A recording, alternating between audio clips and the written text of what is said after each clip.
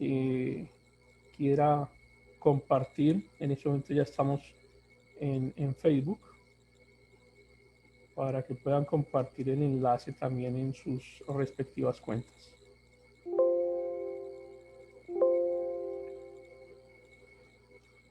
Bueno, entonces vamos a ver un poco los antecedentes de toda esta situación.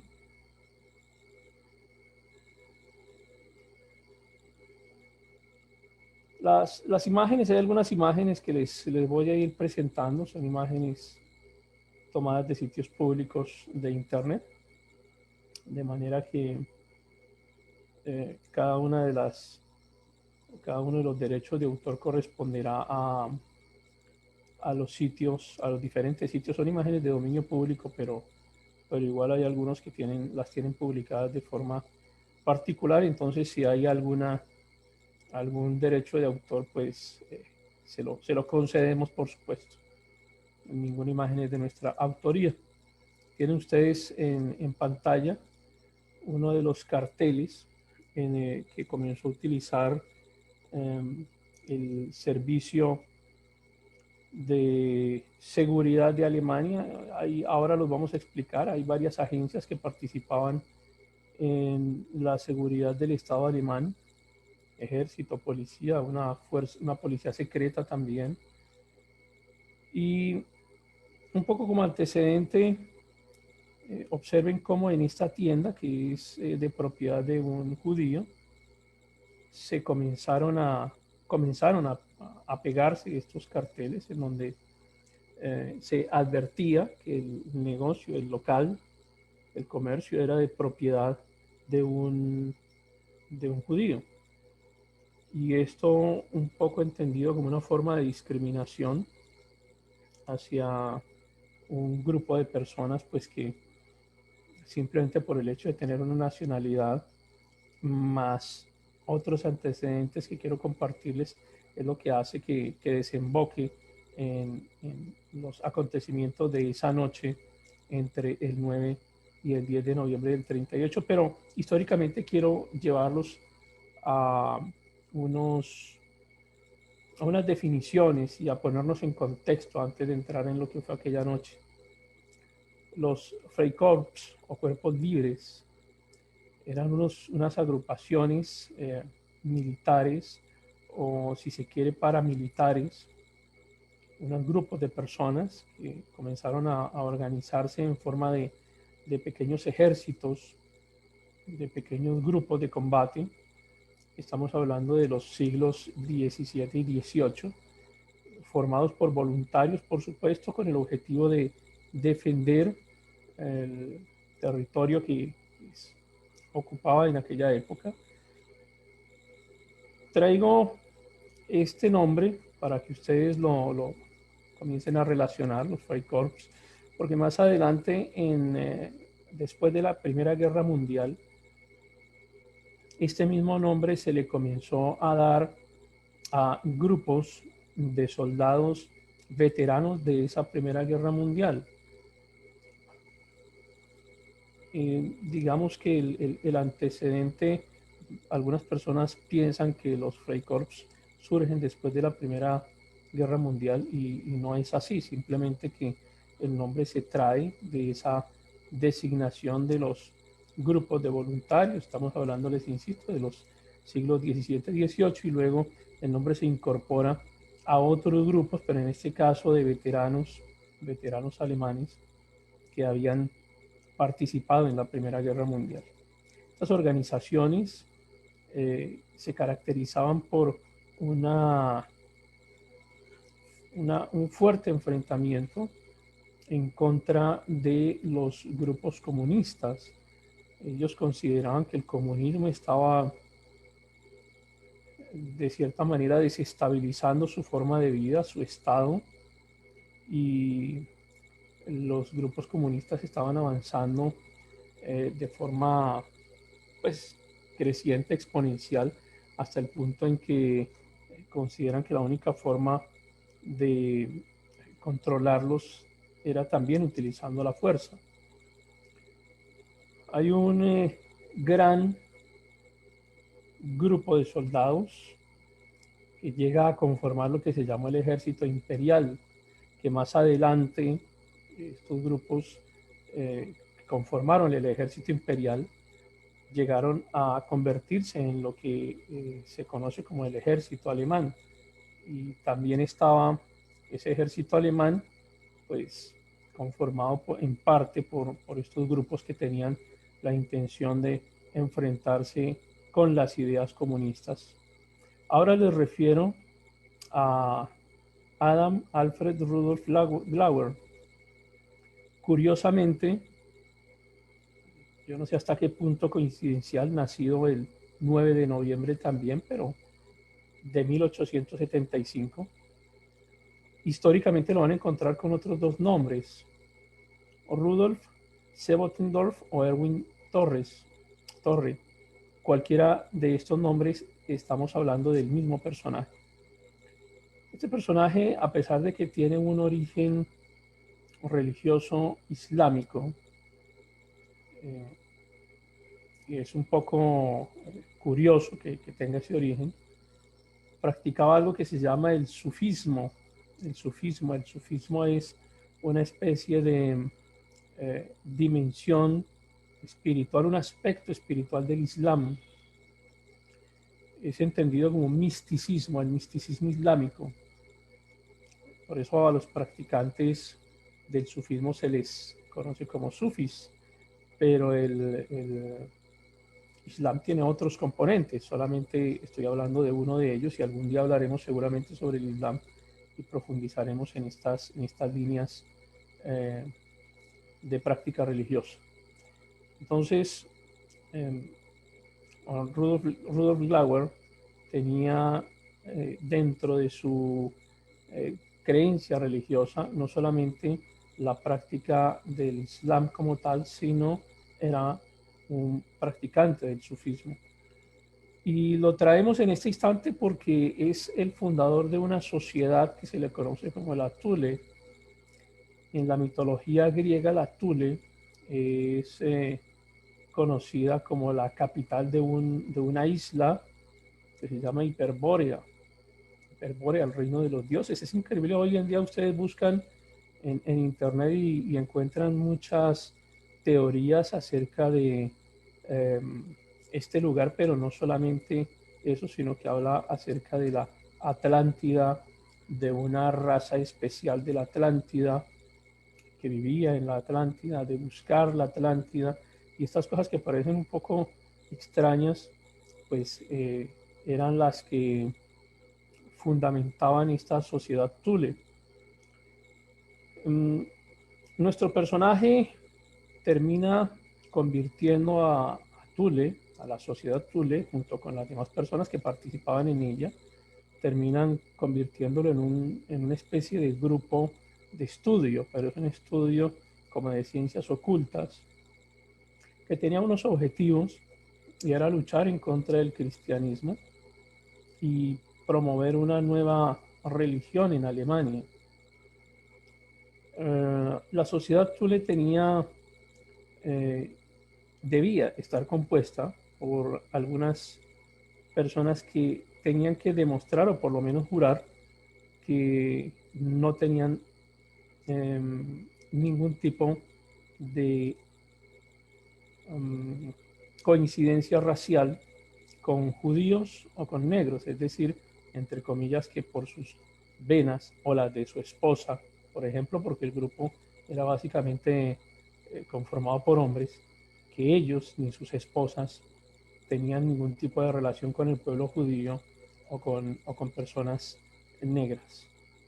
Ahí entonces uno comienza a entender un poco el por qué en la medida en que históricamente esto va evolucionando, arrastra esas raíces, las raíces del antisemitismo y las raíces de la lucha de razas, la persecución a una raza diferente a la que conformaba ese grupo.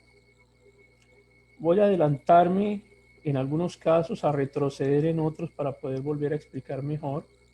Me adelanto ahora hasta el ascenso de Hitler al poder y estamos ubicados alrededor del año 1919 en Alemania. Y quiero decirles que el Partido Nacionalista Obrero Alemán, que fue el partido de Adolfo Hitler, no nació como tal desde cero, sino que tuvo una base, y la base fue inicialmente el Partido Obrero Alemán. El Partido Obrero Alemán, el logo lo encuentran al lado izquierdo de la pantalla. El Partido Obrero Alemán duró muy poco, pero duró no porque hubiese desaparecido, sino porque termina transformándose en lo que más adelante a la derecha encuentran ustedes como el Partido Nacionalista Obrero Alemán. El Partido Obrero nace alrededor de 1919, fundado por Anton Drexler, una persona que trabajaba como cerrajero ferroviario y era integrante de la sociedad Thule. Por eso inicié hablando acerca de esa sociedad.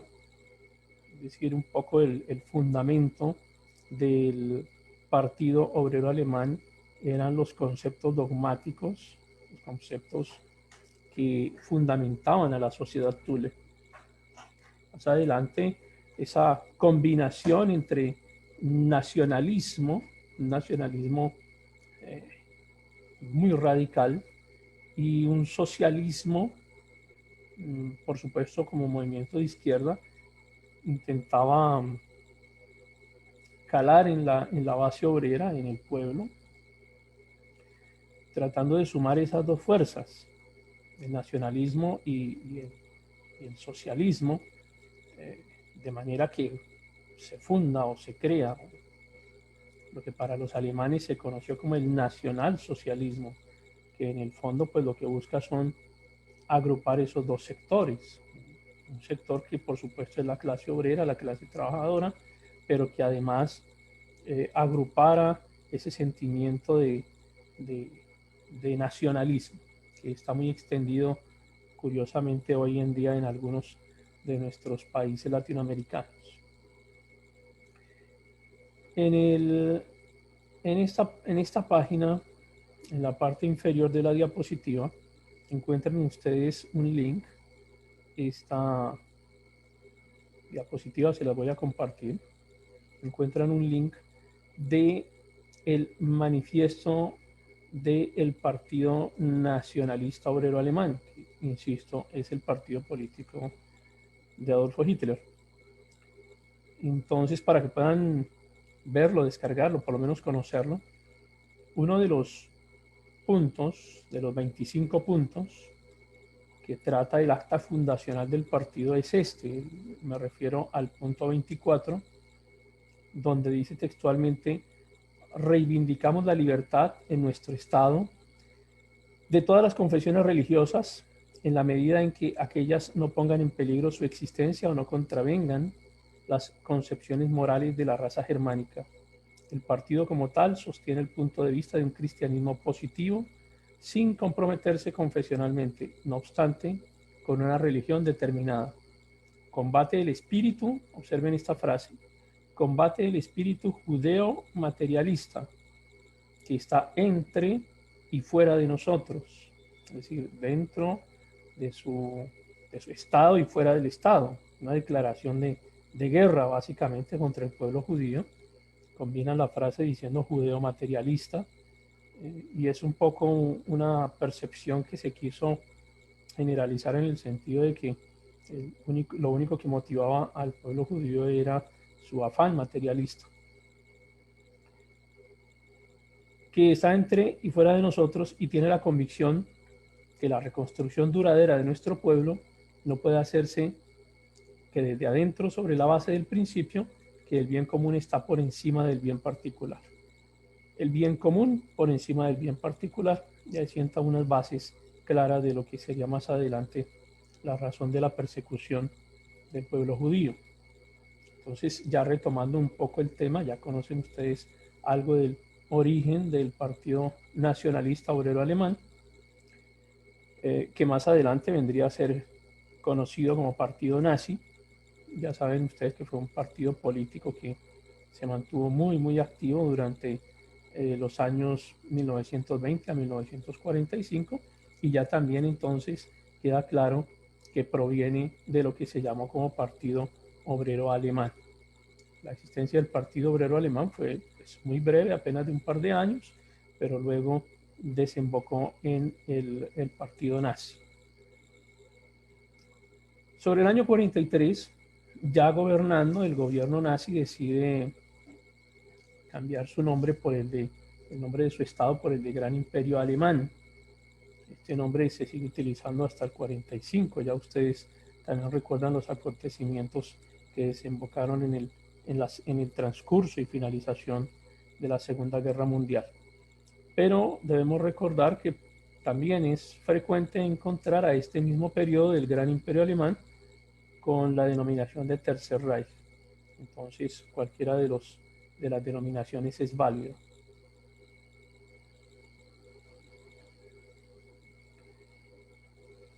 Características entonces del Partido Nacionalista Obrero Alemán, del Partido Nazi, dentro de las que nos interesa para esta charla que tenemos hoy. Primero, pues que defendía su nacionalismo, un nacionalismo ultranza y por supuesto el antisemitismo. Y ese concepto de antisemitismo, ¿de dónde surge? ¿Por qué esa expresión? Wilhelm Marr, creador del concepto, de la expresión de la palabra antisemitismo. Marr publica en la ciudad de Berna un documento que se llamó así, el documento de Marr, o algunos lo llaman el panfleto de Marr. Tuvo alrededor de 12 ediciones en ese mismo año y Wilhelm Marr fue el creador o el fundador de lo que se llamó la Liga de los Antisemitas. Antisemitem-Liga. Hay que reconocer que durante este periodo se crearon varios medios de comunicación escritos que tenían como finalidad el adoctrinamiento de las personas en general, del pueblo en general, del pueblo alemán, en contra del pueblo judío. Recuerden ustedes el espíritu nacionalista llevado a extremo y la persecución del pueblo judío como fundamentos de una doctrina que les justificara ciertas acciones que pues, para ellos querían o debían ser presentadas como la defensa del propio Estado alemán. Entonces estas organizaciones pues se crearon abiertamente sin ninguna clase de control. La Liga de los Antisemitas de Wilhelm Marr no fue la única que se creó. Objetivo, entenderse ellos como una superioridad étnica. Otra raza, no, otra raza como la judía no debía ser considerada pues del mismo nivel. Y es una cosa interesante la creación de este concepto del antisemitismo porque recuerden ustedes que semitas no son solamente los judíos, el pueblo judío como tal, Israel como tal no puede ser considerado como el único pueblo semita, sino que existe, por ejemplo, pueblos árabes que también son semitas, pero jamás se entendió con este concepto de antisemitismo que procuraban la persecución de los pueblos árabes. El concepto, a pesar de que es un concepto amplio, siempre se ha utilizado para la persecución exclusiva del pueblo judío. Me regreso ahora porque estoy presentándoles unos antecedentes históricos. Quiero regresarme hasta 1886 y vamos a hablar un poco acerca de Francia, porque a veces creemos que este tema del antisemitismo tiene que ver exclusivamente con los alemanes y nos vamos a dar cuenta que no es así, que tiene otra clase de orígenes en otros pueblos y en otros autores.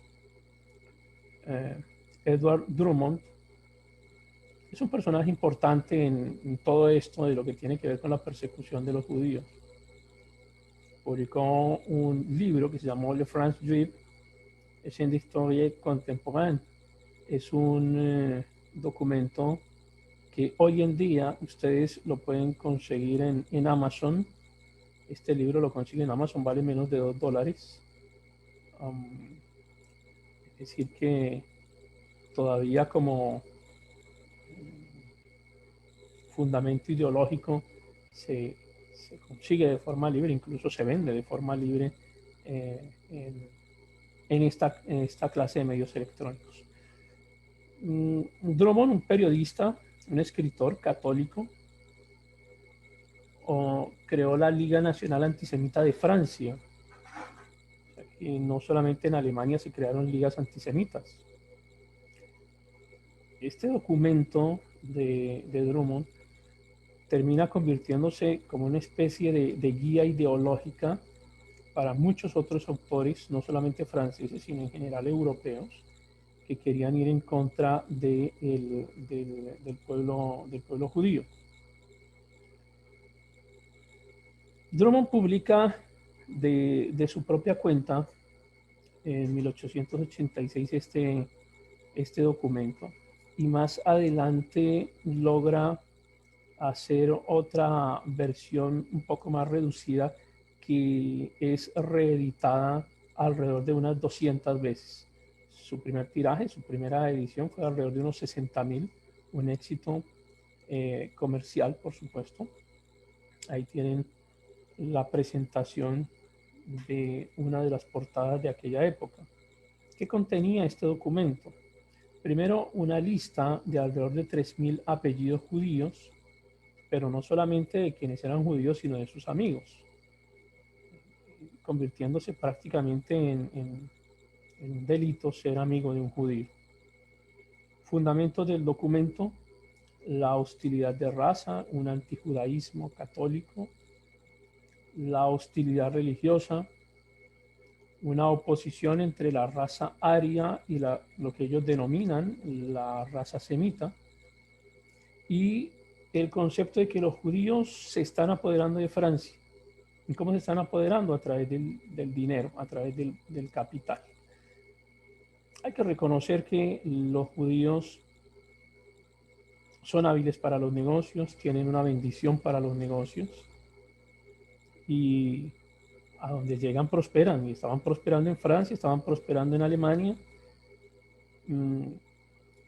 Algunas personas consideran que ese manejo de los recursos que estaban teniendo no era el que le convenía en este caso a Francia, en palabras de Drummond, pero también muestran a los judíos como un pueblo deicida. Deicida es el que mata a un dios, en este caso refiriéndose a la crucifixión de Jesús.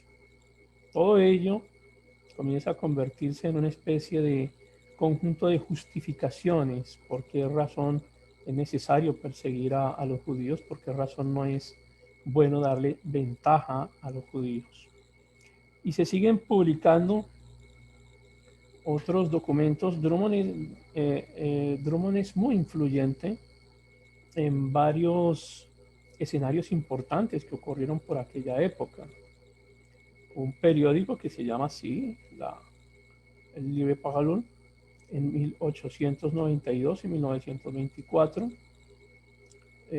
En la portada que estamos viendo, en la parte superior izquierda, encontramos la portada de un judío, o representando a un judío que intenta apoderarse del mundo. Una caricatura en portada de esta publicación que pues abiertamente intenta enemistar al pueblo judío con la opinión pública. Drummond también publica insistentemente sobre el caso Dreyfus, un caso interesante que espero que tengamos la oportunidad de estudiarlo en algún momento, y si no, por lo menos ustedes lo leen. Un militar acusado de traición, un militar de origen judío, pero que tenía vinculación con el ejército alemán, austríaco, bueno, hay que ver un poco las coincidencias entre el Estado austriaco y el Estado alemán y todo lo que tiene que ver con el imperio austrohúngaro que desaparece en un momento. Recuerden ustedes, por ejemplo, que Hitler no era alemán. Hitler adquiere la nacionalidad alemana. Hitler dura un tiempo en el que él consideraba que no tenía nacionalidad. Luego adquiere la nacionalidad alemana. Entonces, en este caso, Dreyfus, que es un caso interesante de antisemitismo, aparece un personaje bien conocido por algunos, que es Émile Zola. Émile Zola, un escritor reconocido, quien escribe en favor de Dreyfus. Drummond no se lleva bien con Émile Zola por esta circunstancia. Más adelante ocurre otro evento histórico, el escándalo de Panamá. En la parte inferior de la pantalla caricaturizan a Émile Zola también. Aquí está en el extremo derecho de la imagen. Recuerden ustedes que Panamá era un departamento, en algunos países dirán un estado de Colombia, un departamento de Colombia, y se presenta también un escándalo financiero inmenso que llevó a la pérdida de muchísimo dinero en la creación de una empresa que se encargaría de construir el canal de Panamá con unos costos que estaban siendo asumidos por la empresa que iba a construir el canal, pero que pues realmente hicieron una mala planeación de ingeniería, y esa mala planeación de ingeniería querían construir el canal sin esclusas, pero la diferencia geográfica entre los dos océanos terminó por hacer entender que eso era imposible, que las esclusas eran necesarias. Eso dio un fracaso financiero inmenso, y también lo traigo a colación porque pues, Drummond escribe acerca de este escándalo de Panamá y vincula también al pueblo judío en este fracaso económico. A la derecha encuentran ustedes a Jules Guérin, creador de la Liga Antisemita del Gran Occidente de Francia, amigo y, si se quiere, discípulo de Drummond. Es decir, encontramos a Edward Drummond como un personaje muy influyente dentro de la creación de los diferentes grupos antisemitas, no solamente en Francia, sino por supuesto en otras regiones de Europa, y muy influyente a partir de los escritos, los diferentes escritos, algunos de los que les he mostrado acá en esta pantalla. Pero Drummond también publica algo que se llamó como el Protocolo de los Sabios de Sion. Esta es una portada del Protocolo de los Sabios de Sion. Un documento también de corte antisemita, publicado inicialmente en 1902. El objetivo era justificar los pogromos. Explico qué son los pogromos. Esto tiene que ver viene un poco etimológicamente habla de devastación, y consistía en atacar de forma masiva a cierto segmento de población. Lo que pasa es que los pogromos básicamente se han dirigido siempre en contra de los judíos. Ven ustedes a la derecha de su pantalla el pogromo contra los judíos en Frankfurt en 1614, una representación, un dibujo de cómo en 1614 ya en esta ciudad estaba siendo atacado el pueblo judío de forma masiva. O sea, no es este evento que estamos hablando del 9 de noviembre no es el único en su clase. Los pogromos, les insisto, son estos linchamientos multitudinarios espontáneos, que pueden ser espontáneos o premeditados, pero básicamente van acompañados de la destrucción de los bienes materiales del pueblo hacia el cual se dirigen, o del grupo poblacional hacia el cual se dirige el pogromo, y además robarle sus bienes, quitarle sus propiedades. Básicamente es la definición. Y pues sí, se dirige en general a cualquier grupo poblacional, pero básicamente contra los judíos es que uno históricamente los encuentra de forma frecuente. Hay muchos pogromos en la historia dirigidos en contra de los judíos. Dentro de esas publicaciones comienzan a crearse algunos mitos sociales, y pues observan ustedes también.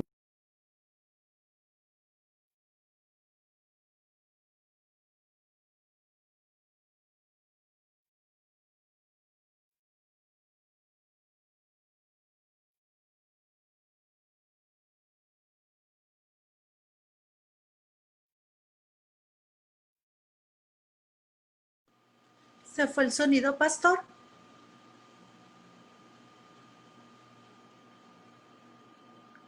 Pastor, no se escucha. Se cortó. Listo, ya lo tengo. Gracias. Vale. Entonces decía, se convierte esta idea de la traición del pueblo judío en contra de los alemanes en una especie de mito social, y en diferentes medios comienza a difundirse el hecho. Comienza a atribuírsele la derrota de Alemania en la Primera Guerra Mundial a varios asuntos de origen interno,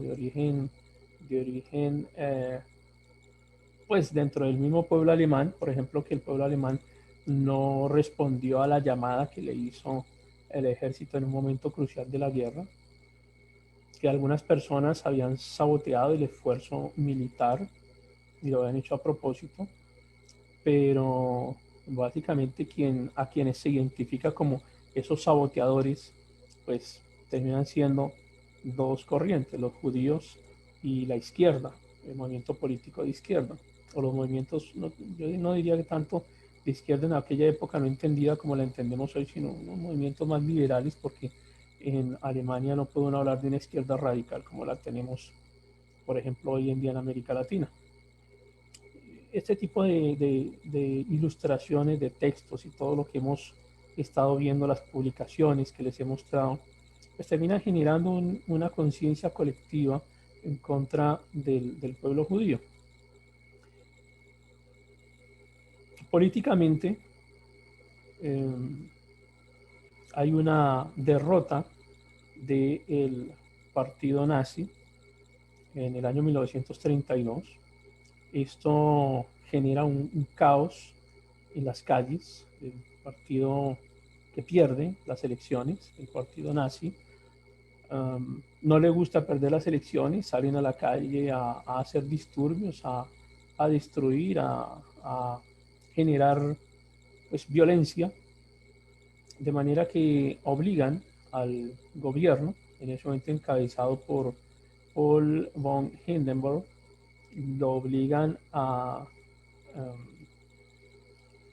pactar con Hitler, quien termina siendo nombrado canciller el 30 de enero de 1933. Hitler decreta unas nuevas elecciones, pero estas elecciones pues tenían un altísimo componente ya de esa ideología nazi muy marcada.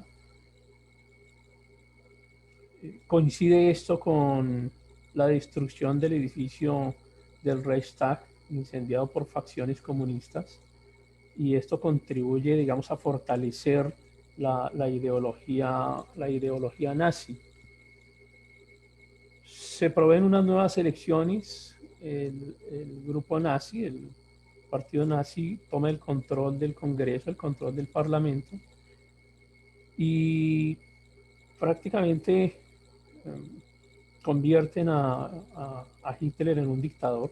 Le quitan el control al Congreso, un parlamento que queda sin poder, y se crea una figura suprema. La figura de Hitler era una era la figura, entendido como la figura del pueblo. O sea, Hitler era una figura suprema porque representaba al pueblo, y el pueblo democráticamente es quien tiene la autoridad. Entonces, como si todo el pueblo estuviera representado en una sola persona, que era la persona de Hitler. Dentro de todo este evento, todo este mar de acontecimientos que les he mencionado, comienza a desarrollarse un ataque sistemático en contra del pueblo judío, pero un ataque producido básicamente a través de los medios de comunicación. El antisemitismo se convierte en una doctrina. La raza aria como raza perfecta, como una raza pura, que se contrapone con una raza perversa, que es la raza judía, que es una raza que es realmente enemiga del género humano. Y ya ustedes tienen todos los antecedentes anteriores, los antecedentes que he mostrado de lo que viene ocurriendo en Francia, en la misma Austria, en Alemania, y todo esto converge en un punto que nos lleva hasta una propaganda nazi que se encarga de difundir una serie de películas como esta que tenemos aquí. La película se llama así, El Judío Sus. Es una película que fue eh, producida por un encargo directo del Ministerio de Propaganda nazi, y el ministro de propaganda nazi llamado Joseph Goebbels, que es un personaje que realmente es funesto dentro de la historia del judaísmo. La película se encarga justamente de mostrar la vida de un judío que se llama Joseph Sus Oppenheimer, quien era un consejero de origen judío. Pero observen ustedes la imagen, o sea, la forma en la que está diseñada la imagen, el fondo oscuro, la cara del protagonista, mostrando a unas personas que son físicamente poco agradables, y sus rasgos mefistofélicos, el propio diseño de la imagen enfoca sobre lo que quería mostrarse acerca de los judíos, y la película termina siendo la historia de un personaje que es inmoral, que es traidor, que es manipulador, que se interesa básicamente por el dinero, intentando exhibir al pueblo judío como esta clase de persona. Otra película que se produjo en esta época, muy famosa también, El Judío Eterno, también de 1940, pero esta, digamos, no se hizo tanto como cine, sino se hizo más bien como documental. Y usted sabe que cuando a uno le hablan de documental, uno piensa que el documental es realidad. ¿Sí? Uno ve una película como algo ficticio, pero un documental como algo que se basa en hechos reales. Así que esta película fue desarrollada en forma de documental, también con una fuerte propaganda antisemita. El judío errante. El judío errante no era, yo no sé si alguno de ustedes ha escuchado antes esa expresión, el judío errante. Ya era una expresión conocida en esta época en el pueblo alemán, porque hace parte como de la mitología medieval también de toda esta región de la actual Europa, pero en aquella época digamos que este mito ya era muy conocido.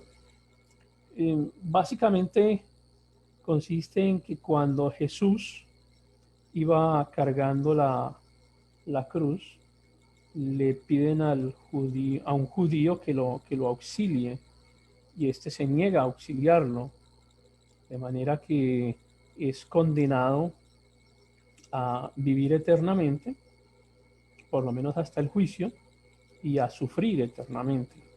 Y esto es como traer una historia un poco folclórica, en el sentido de que es una figura folclórica, era una figura folclórica, y traerla y mostrarla ahora como un documental. Nuevamente observen las facciones, son dos afiches de la misma película, tanto a izquierda como a derecha. En el centro, de fondo, una de las escenas de la película, mostrando un poco las facciones del personaje y la forma grotesca en la que quería representarse al pueblo judío. En el documental lo que intenta es mostrar estos rasgos de la personalidad judía. Un personaje que es entendido como un parásito cultural, pero un parásito cultural errante, porque el judío, al no tener un lugar, una patria a la que llegar, una patria no, un área geográfica a la cual llegar, pues estaban distribuidos en el mundo, por todas partes estaban. Entonces aprovechan esa situación de que ellos están viviendo en muchos países y en un territorio propio, y ese concepto de ser errantes es aprovechado por la propaganda alemana para ir en contra de ellos. Fíjense ustedes cómo dentro de los elementos propios de la ideología nazi está el sembrar el odio en contra de un enemigo común, que es lo que hacen muchos gobiernos hoy en día también, y grupos ideológicos que nos someten a ciertos eh, bombardeos de conceptos ideológicos. Hay que buscar un enemigo común, y a veces nos presentan a una figura política o a una institución, o en este caso a un pueblo, a una raza, como un enemigo común, y todo esto va calando en la mente, en el imaginario de las personas. Pasa un acontecimiento trágico el 7 de noviembre de 1938, fíjense la fecha, 7 de noviembre, un diplomático alemán, secretario de la embajada alemana en París, es quien está al lado izquierdo de su pantalla. Ernest von Rath es asesinado por el judío Herschel Greenspan, que está aquí a la derecha de la pantalla. El de la izquierda es el alemán. Efectivamente, fue asesinado por Greenspan. Le disparó 5 veces el 7 de noviembre de 1938. No murió inmediatamente, murió 2 días después como consecuencia de los disparos. La foto de la derecha, como les digo, corresponde a la del jovencito judío que disparó. Es la foto que le toman cuando lo capturan. Este acontecimiento yo lo he podido interpretar, y hablo desde el punto de vista puramente académico, lo he podido interpretar como el detonante del holocausto judío. Había que buscar una excusa. Digamos que en medio de toda la propaganda, toda la literatura, las películas, los medios de comunicación, bombardeando a las personas en contra de una raza, en contra de un pueblo, pues pienso yo que cualquiera le tocó a Greenspan, pero cualquier otro acontecimiento hubiera sido el detonante. Se estaba buscando una excusa, y la excusa la encontraron los ultranacionalistas nazis en este evento, pero pudo haber sido porque murió Von Rath, o porque murió cualquier otro, o tal vez no por una muerte, sino por cualquier otro evento. Estaban buscando simplemente un detonante para poder incendiar el odio que les justificara un enemigo común, que les permitiera iniciar todas las acciones que posteriormente se desarrollarían. Este es una imagen del funeral de Unrat. A este funeral acudió Hitler, pero observen ustedes el despliegue que hay alrededor de este evento. No es cualquier cosa, se convirtió en un hecho de Estado, un evento realmente histórico, importante, que marcó trascendencia histórica para el pueblo alemán y apoyado fuertemente por toda la maquinaria política, la maquinaria militar de Hitler de aquel momento. De manera que el señor von Rath muere el 9 de noviembre y como consecuencia hay un ataque. Yo no diría que fue un ataque casual. Definitivamente lo que uno encuentra al observar ya con el paso de los años y un marco más amplio de los acontecimientos, fue un evento coordinado, planeado con anticipación. Estaban simplemente esperando a que hubiese un detonante y el detonante pues fue la muerte de este diplomático. En la noche del 9 al 10 de noviembre del 38 comienzan a ser atacados los lugares de culto de los judíos, pero no solo los lugares de culto, también sus negocios, sus casas. Mataron alrededor de 100 judíos en aquella noche. Aquí tenemos un ejemplo de una sinagoga que fue atacada durante esa noche y algunas imágenes que les voy a compartir. Entendemos entonces la muerte de este funcionario diplomático como la chispa que prende esa mecha del antisemitismo que ya estaba. Esto era un evento que se estaba esperando, ya tenía suficiente combustible encima, estaban esperando, era algo que pudiera permitir la excusa para el ataque sistemático del pueblo judío. Muchos alemanes salieron a las calles, gente que no pertenecía específicamente al sistema militar o a la policía secreta, sino que la gente se siente airada por un acontecimiento que les dolía en su dignidad. Ustedes ven las imágenes, destrozan los negocios, los comercios. Pero no solo eso, llegan hasta los cementerios también, destruyen los cementerios de los judíos, los hospitales de los judíos, las casas de los judíos, las escuelas de los judíos, porque acá no valía ningún tipo de género ni de edad. Encuentran ustedes algunas imágenes tomadas día o días siguientes al evento.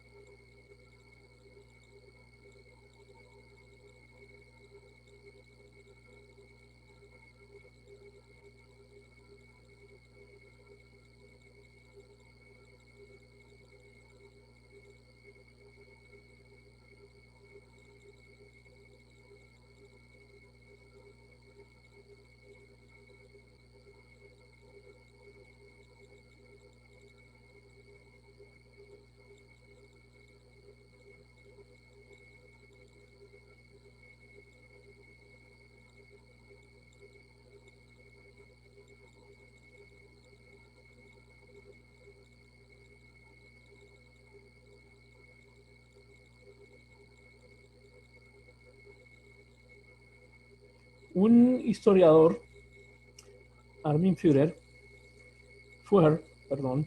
con motivo del 75 aniversario, el que hoy es el 82, en el 75 aniversario, este historiador escribe lo siguiente: está probado con testimonios tomados pocas horas después que Herschel Greenspan, que tenía 17 años en ese momento, entró el 9 de noviembre de 1938 en la embajada alemana en París y pidió hablar con un funcionario y que durante ese encuentro Rath recibió 5 disparos. Sigue diciendo el historiador. Pero hay varios documentos que prueban que el estado del diplomático mejoró durante las primeras horas tras el atentado. El giro de los acontecimientos se produjo cuando Hitler, como gesto de apoyo, envió inmediatamente a su médico personal, Karl Brandt, para que se ocupara de sus cuidados. Las órdenes secretas que llevó a Brandt a París habían sido, sin embargo, ocuparse de que Rath muriera como mártir, y el hecho es que solo cuando él se hizo cargo del paciente la situación empeoró o empezó a agravarse a pasos acelerados hasta que se produjo su muerte. Por lo que todo apunta, termina diciendo Führer, que que Hitler pues realmente intervino a través de su propio médico para que dejara morir o para que acelerara la muerte del diplomático. Esta es una investigación que se hace, como les digo, en el 75 aniversario de este día. Y ya finalizando, les muestro algunos de los grupos oficiales armados que participaron también como coautores de estos acontecimientos. Les estoy presentando las SA, también conocidas como los Camisas Pardas, un nombre similar a un grupo que tenía Stalin en Italia. Camisas pardas por el color del uniforme, y para distinguirlos un poquito de otro grupo que se llamaban las SS. Estas son las SA. Aquí sí están las SS. También, en este caso, pues una organización, pero no solo con carácter de policía, sino también con carácter militar, con carácter de guardia penitenciaria, con carácter de seguridad al servicio de Hitler y el Partido Nacionalista. Partido Nacionalista Obrero Alemán. Aquí hay otro grupo de los que participó en aquella noche, las Juventudes Hitlerianas. Una particularidad de las Juventudes Hitlerianas es que Hitler y el Estado alemán de aquella época entendió que la forma de poder influir, esto realmente fue de largo plazo, la forma de influir y de consolidarse a largo plazo dentro del Estado alemán era influenciar la mentalidad de los jóvenes, adoctrinarlos desde la escuela, adoctrinarlos desde los colegios, hacerles entender desde muy jóvenes que lo que realmente era correcto era la ideología nazi. Así que desde muy jóvenes, desde muy pequeñitos, ellos son influidos en este tipo de ideología. Aquí tenemos una imagen en la que vemos algunos niños, por supuesto, unos jóvenes, muy jóvenes, haciendo parte de las juventudes hitlerianas y de lo que más adelante serían las SA o las SS. Y finalmente, por acá hay otro grupo, el Servicio de Inteligencia, las SD, que hacía parte de las SS, pero esta era, digamos, como una organización hermana de la Gestapo. La Gestapo también era una organización de inteligencia, una especie de policía secreta que manejaba Alemania.